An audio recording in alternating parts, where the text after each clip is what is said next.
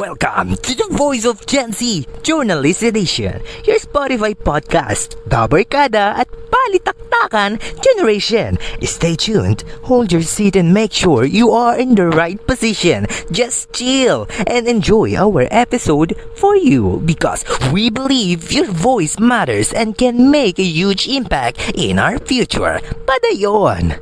The Voice of Gen Z is production of Bachelor of Arts in Journalism. So what's up everyone? This is Rowena and we are live at Philippine Sport Podcast. You know, it's been quite a long time since we had a show like this. But to make it short, let us welcome our guest, the aspiring athletes of the next generation, Mr. Jordan, Mr. Regie, and Mr. Jomarie, together with the sport analyst, Mr. Piel. It's good to be back, Rowena. Thank you for inviting us here in the podcast despite of this pandemic. It is my utmost pleasure that I am invited here together with this gentleman that outstands among the respective field of sports. That's why I'm very excited to introduce them to everyone. But before that, I want to hear something from you guys about the recent Olympics that was held on Tokyo in Japan. As an athlete, what is the impact of this Filipino presence in this type of sports competition? We all know that all over the world as we made history for bringing those prestigious medals here. Hello everyone! I'm happy to be here and tell you how proud I am to be part of Filipino sports community. I watched the Olympic and get nervous as everyone hoping to get the victory for our country and for the Filipinos, like Miss Heidelin Diaz who bags the first ever gold medal for the Philippines. You're right, partner, Santoyo. Actually, this is the first time we got a lot of medals. We took home 2 silver medals and a bronze coming from the boxing athletes. Yeah, you're right, Mr. Payton. I've heard that you're into mixed martial arts as well. And like boxing, how do you manage to stay conditioned as well as your favorite team despite of this global crisis? We really worked hard, even when gyms and other training facilities are forced to shut down in a temporary stop operation for safety reasons. We had no choice but to stay at home and hoping everything would be fixed sooner. So I try to manage myself, stay fit and healthy.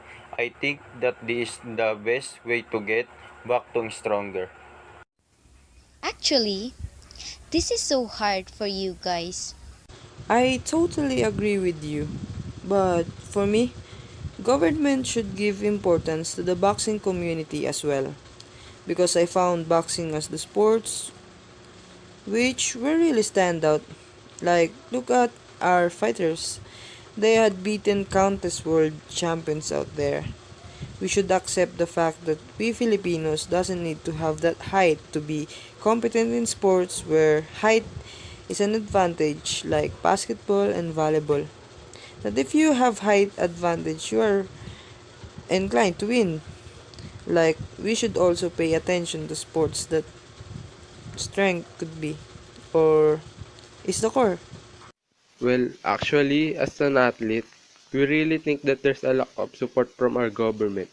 Since the coronavirus outbreak, everything is literally stopped and everything changed also. Yes, man. There is really lack of support from them compared to other countries. They manage to continue the business. Their facilities for training is so advanced. I don't get surprised if they are the one of the greatest term of supports. Yes, even the government admitted that their support was not enough. So, what do you think will be the effect of the lack of support on athletes? It can affect athletes' development, their growth. It can also affect their skills. Yes, right. Athletes can grow and become better when they are properly supported. It does not only affect our athletes, it can also affect Philippines. Philippines might lose best athletes, just like in the past. There is a case where our best chess player migrated to the other country because of the lack of support, and the other country offered him better financial support. Oh, I see. That's unfortunate. So, um, as an athlete, what advice can you give to the government? It doesn't only affect our athletes, it can also affect Philippines. Philippines might lose best athletes just like in the past. There is a case that our best chess player migrated to other country because of the lack of support, and the other country offer him more financial support. Yes, you're right. They should raise it because I used to work so hard in order to support my family, but I quit to focus on my sport. They need to raise it so athletes will be able to support their family too. Yes, you guys are right. And I think government should also provide our equipments and training facilities, and they should also provide our plane tickets, accommodation, food, coaching staff, and supplements and so on. Well, most of athletes experience lack of financial support. So, if possible, the government should raise their allowance. Yes, you're right. Hedelin Diaz is an example that government will only support you when you're already successful. And I think government should also support the athletes who has a lot of potential, not only those who's already professional.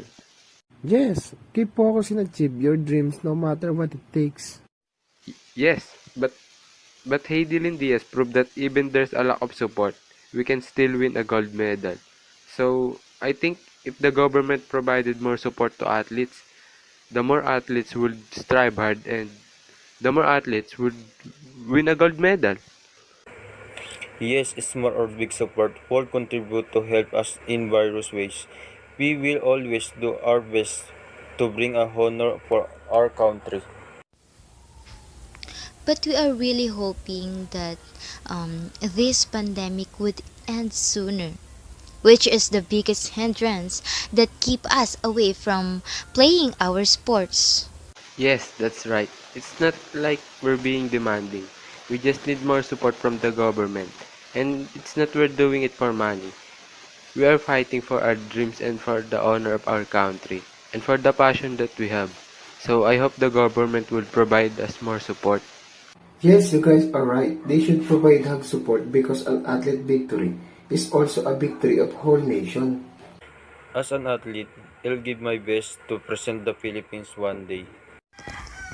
Alright, we are really had a good time. I am so honored to be with you guys. Again, this is Rowena and you have here at Philippine Sport Podcast. Thank you very much for spending time with us. Hopefully, this isn't the last time we will hang out every morning at 10 a.m. Always remember, your voice matters. Hashtag the new generation. A BHA production. So stay tuned, keep safe, and peace out.